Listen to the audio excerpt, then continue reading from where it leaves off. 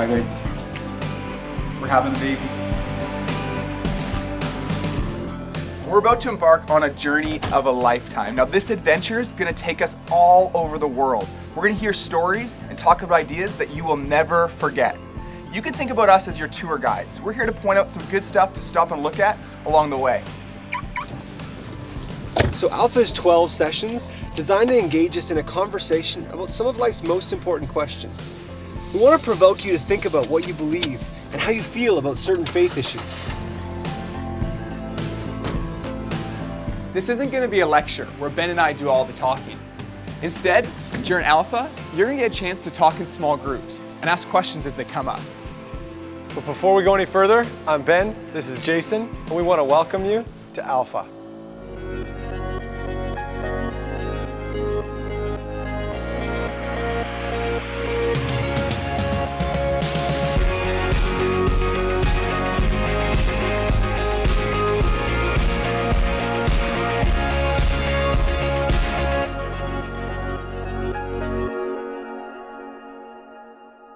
The average life expectancy in the developed world is about 80 years. But what are we supposed to do with 80 years on planet Earth? Yeah, what's the point of all this time? Or more importantly, is there even a point at all? Alpha is all about asking life's biggest questions. But it can be a bit weird talking about something like life. It really is something we just do. Every day we wake up, get dressed, eat breakfast, maybe some cereal. Then we go to school, sit in class, probably do some homework, maybe talk to some friends. Then we go home, go back to bed, and do it all over again the next day. It just sort of happens.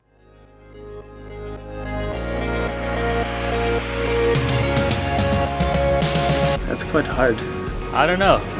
I don't know. Maybe the bungee jumping? Yeah, something nuts like cliff diving, you know. Skydive, kayak, hike.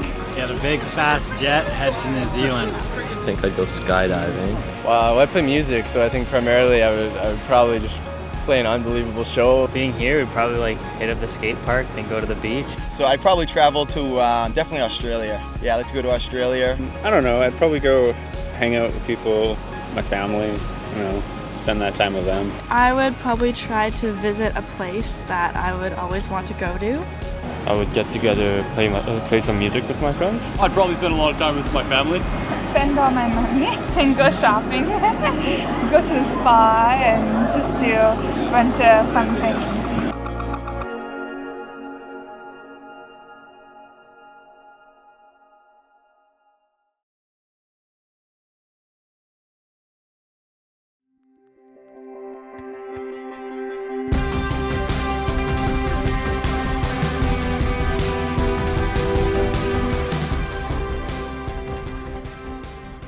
If I actually only had 24 hours left to live, I wouldn't waste my time cleaning my room or washing my car or doing homework. But I think I'd find myself asking certain questions, important ones, about faith, love, and eternity. On Alpha, we're going to have some honest conversations about life and God. And we're going to look at these things from a Christian perspective. Now, I know that even mentioning Christianity brings up a lot of mixed thoughts, and that's totally okay. Yeah, when I was in high school, I remember one of my friends told me that believing in God was the dumbest thing he'd ever heard. It was like I told him I believed in Santa Claus or the Easter Bunny. Or maybe you think Christianity is boring. I know I used to think that. I thought it was all about hanging out with old people, singing old songs, drinking tea, and reciting rules from a really old book. Yeah, for me, my biggest struggle with Christianity wasn't that it was far-fetched or that it was boring. For me, I simply couldn't understand how it had any impact on my life. I remember back in grade 8, I was going through a really tough time. I felt like I didn't have any friends at school that really liked me, and I felt like no one at home understood me. I used to fight with my parents over anything. One time, when I was really upset, I don't even remember what it was about, but my dad wanted to help me pass me a Bible and recommend that I read it. But when he gave it to me, I took it and I threw it on the ground. I don't know exactly why I did it. I think it was because it seemed so useless to me. You might not have ever been in a situation quite like that before, but most of us have asked ourselves this question: is God worth my time? Alpha could be one of the first times you've ever talked about this kind of stuff. It seems like there's a rule in society that says we're not supposed to talk about our personal beliefs. Let's take a few minutes right now to talk about why that might be.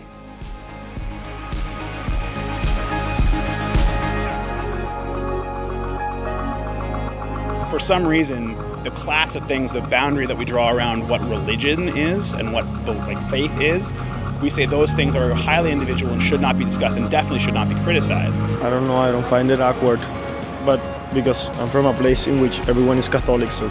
Maybe people are against a religion, that's why they don't want to talk about it. I'm personally not religious at all, but I'm not really afraid to talk about that because it's what I believe. I feel like everybody should do that. It's something that people are so passionate about, right? If I was to come up to you and ask you to, in a brief conversation, justify your entire mindset, things might get a little heated. People fear being rejected. Yeah, I think it's like the biggest thing. People don't want to get on each other's bad terms by saying something, or they actually think about it and whether other people might disagree. Just keep it to yourself, that's what I say.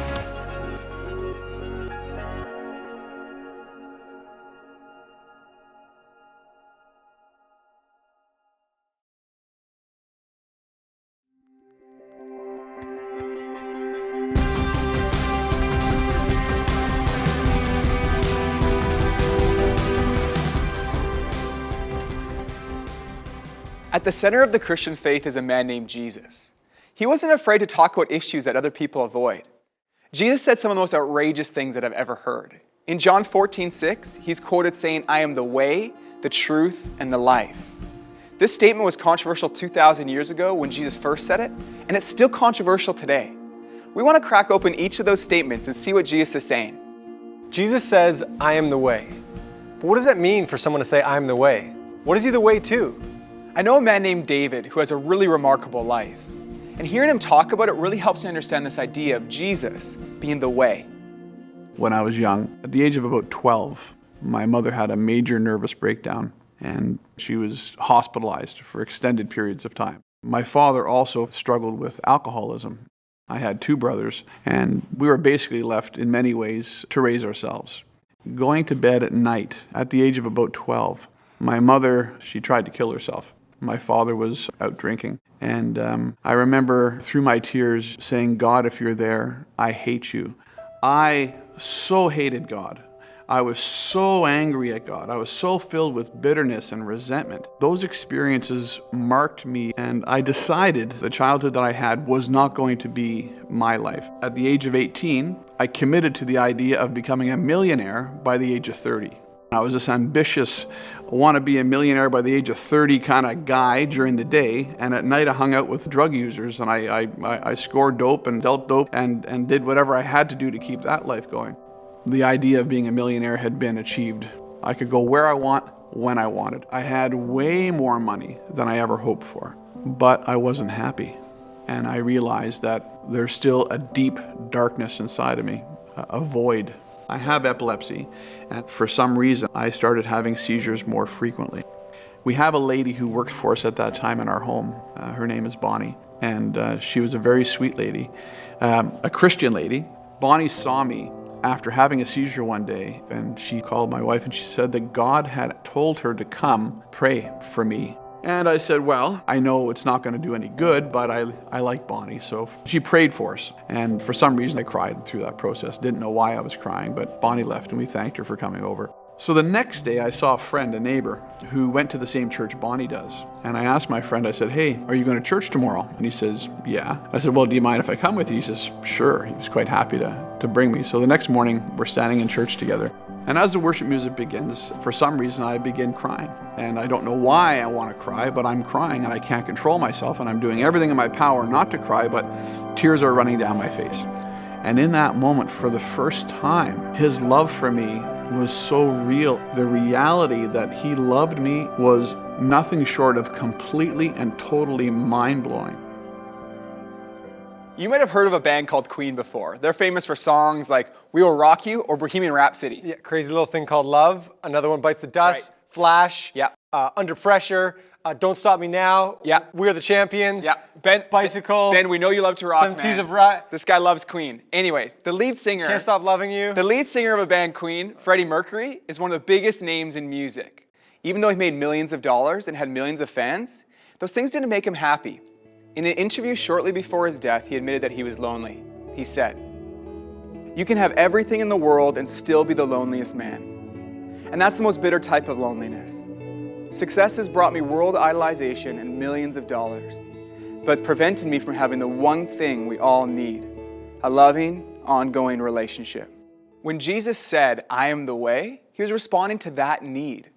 He's saying, I am the way to a loving and lasting relationship with God. So I've heard of people saying that they know if something is true, but I've never heard of anyone claiming to be the truth. But Jesus goes on to say, I am the truth. I want to clarify this word truth because it could mean different things for different people. Maybe you've heard somebody say, well, that's true for you, but I don't personally believe it. Now this sounds polite, but it falls apart quickly. If we're talking about facts, if something's true, isn't it true for everyone? And if something's not true, isn't it not true for anyone? For example, imagine you find yourself on the edge of a cliff and someone says, I believe I can fly, I'm gonna jump. You wouldn't be like, well, that might be true for you, but I don't personally believe it. No, you'd say, don't jump, you're crazy. Whether you believe in gravity or not, it's real. And when we talk about the message of Christianity, we're not talking about something that's only true for a select group of people. The author of the Chronicles of Narnia, C.S. Lewis, put it this way: Christianity is a statement which, if false, is of no importance, and if true, of infinite importance. The one thing it cannot be is moderately important.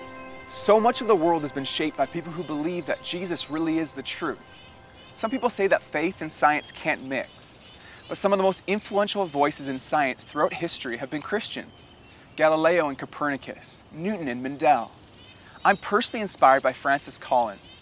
He was the director of the Human Genome Project, a project that's at the forefront of scientific discovery about our DNA. He's one of the most respected geneticists in the world. And in one of his books, he writes about how he became a Christian without having to compromise his intellect. Some people think that any intelligent person could not believe in Jesus. But history has been influenced by brilliant men and women who believe and continue to believe that faith and science complement one another. When Jesus said that he was the truth, he was talking about more than intellectual truth. He wasn't just talking about knowing something with our minds, but also with our hearts. There's a big difference between knowing facts about someone and knowing them personally. For example, I know a lot about Oprah because Jay here doesn't stop talking about her. Yeah, pulling out the wallet. Me and Oprah, Vancouver. Seen the picture a couple times today already. Thanks, man. It's a good one. It's a good one of you and Opes. Anyways. If I saw Oprah in the street, I'd recognize her, but she wouldn't recognize me because there's a big difference between knowing about someone and actually knowing them. In Jesus, we discover that truth isn't just a set of ideas, but a person that you can know. Christianity isn't about memorizing a set of rules, but about knowing God personally through Jesus.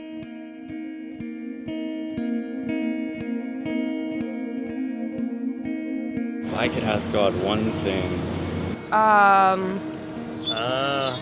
Why he chooses to base everything off faith?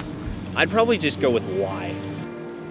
Probably just the generic, what is the purpose of all of this? Why is there terrorism? Probably what happens after you die. What happens after we die? Maybe just like the things that I've been struggling with in my life. Maybe, just a word from him about how to get beyond that. What should I do next? Why are you so obsessed with being praised all the time? What's going on? What happens when I die? Why haven't you shown us yourself? I'm interested in how the universe was created and what is after you die. Why are there so many frailties with the planet? I'd ask him, come on, tell me the truth. Is Earth really it? Is it the only life planet? Come on.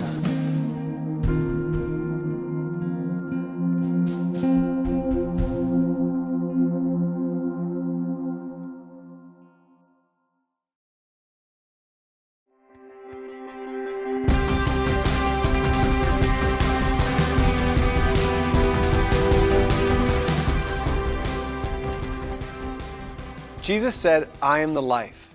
Now it's possible to be alive, but not truly living. When I was in high school, I was always searching for a more fulfilling life. I was convinced that if I got my driver's license, that's when I'd be really free and happy. I got my license, but it didn't change my life as much as I thought it would. And then I thought, when I graduate, when I'm done high school, that's when I'll be really happy. And I graduated, and it was fun for a bit, but it didn't satisfy me. And then I thought, I know what I need. I need a girlfriend. That's it. So I got a girlfriend. And then another girlfriend. And then another. But I realized the hunger in my heart was still there. I had everything I thought I needed. But there was still something missing. There was a longing in my heart for something truer and deeper. It was a longing for life. Jesus was talking about that hunger when he said, I am the life. There are so many things that creep into our lives and take away from the life God designed for us. Fear, insecurities, addictions, guilt, hopelessness. This isn't how God wants us to live. Jesus said, I came to give people life and life to the fullest. Whether you feel like something's missing or not, life with Jesus is completely different than life without him. Once upon a time, there lived in jolly old England a young boy called Nicky. It was such a long time ago that the television in his family house was both massive and only showed pictures in black and white. Would you believe it? Worse still, there were only 3 channels. And even worse again, the picture kept disappearing into hundreds of fuzzy lines. The family did discover that they could make the picture better by standing next to the TV, by placing their hands down the back of the TV. Even standing on certain floorboards helped. The big day came for the 1966 Soccer World Cup final. Just as England were about to score a goal, the picture disappeared yet again. Everyone was frantic. Then Nicky discovered that there was an aerial socket on the TV and a cable coming out of the wall attached to an aerial on the roof. All he had to do was make the connection. Now they could enjoy the rest of the game with the new picture, and their television viewing was never the same again. Life with Jesus is like seeing clearly for the first time. I can remember the specific moment when I decided to trust Jesus with my life. It was August 2nd, and I was driving my dad's car home from a friend's house.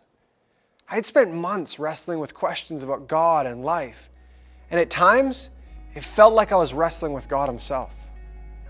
On that sunny summer day, I decided to surrender my life to God. With tears coming down my cheeks, I told God that I wanted to follow his plan for my life, and that I wanted to begin a friendship with Jesus. There was a significant change in my life that day. It felt like a huge weight of hopelessness and guilt was taken off my shoulders. I felt a massive sense of relief and then joy in my heart. I felt loved by God, and I've never been the same since. If you live to be 70 years old, this is how you're going to spend your life. You're going to spend 20 years and 3 months asleep, 10 years and 5 months watching TV, 7 years and 6 months eating and drinking, 5 years and 9 months in some form of transportation, 18 months waiting in line, and 6 months at red lights. It's alarming to think that some of us will spend more time at red lights than we will talking about important issues of faith and life. We're going to take some time to ask some of life's biggest questions and explore the life and words of Jesus. You have approximately 570,000 hours left to live, and we want to invite you to spend less than 24 of them with us on Alpha.